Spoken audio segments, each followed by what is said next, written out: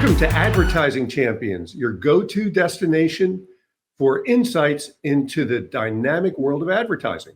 I'm your host, Tony Stanol, and today I'm with Alex Fredericks of AECC.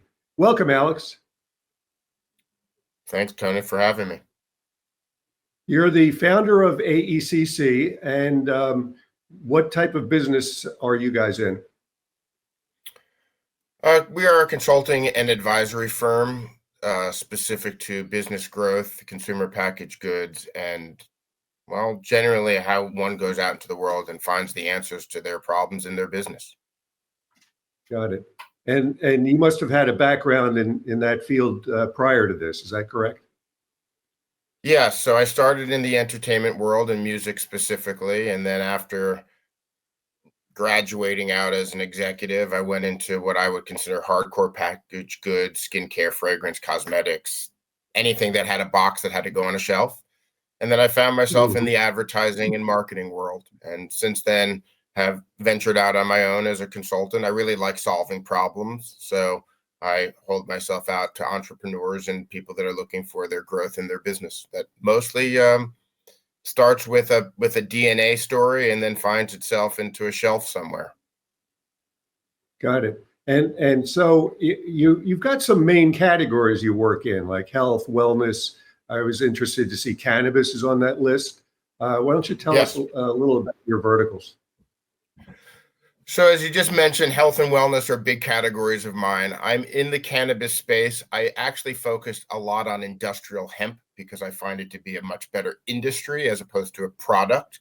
I figure at the moment, cannabis is still just a product as opposed to hemp is an industry. But with that said, as I mentioned a few moments ago, I'm a DNA person.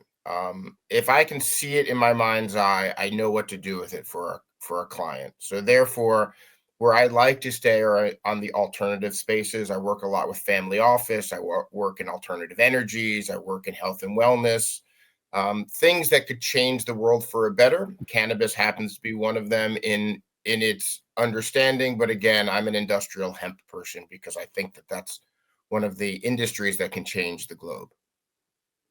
And in what way? That's an interesting statement. Well, it used to be a mainstay product, and now it can be a wonderful replacement product. So in things like concrete, which is one of the dirtiest businesses in the world, or plastics, it can be in fiber, it can be in textiles. It obviously, most people are familiar with the CBD side of it, but because of its variance, it allows for a much broader opportunity for people to participate in based upon what your geography is and what your aptitude would be. So somebody in Montana wouldn't grow the same strain of hemp as somebody in Uruguay or something of that nature. And therefore, it's a much broader industry. And it takes a lot less to get involved in it as opposed to the regulatory stance with inside of cannabis. It's a very, very hard business to maintain and build.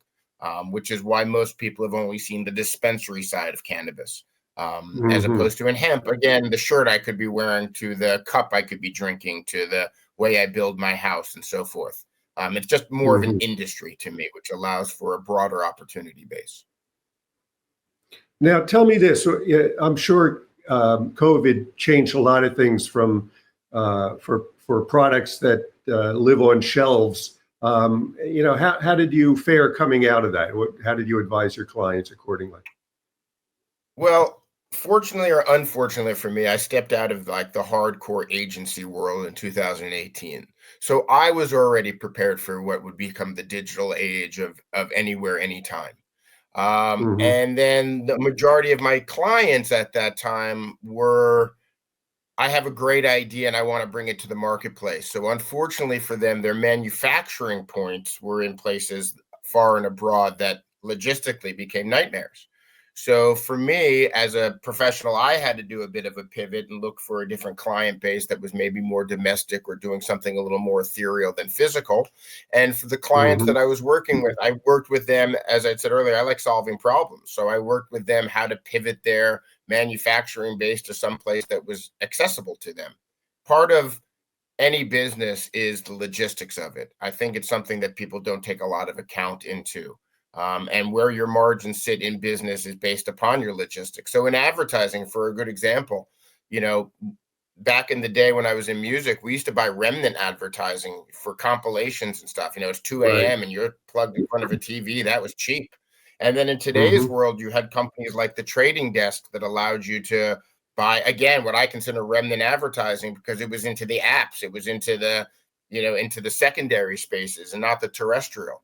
So when you looked at the businesses that way, again, for me, when COVID hit and people were trying to manufacturing apparel or, you know, headphones, whatever it might be, and they were Uh-huh. manufacturing them overseas, you had to find a different place to do it, which I actually think is, in the long run, will be very good for American ingenuity and American manufacturing. But there's a bit of a catch up that needs to happen.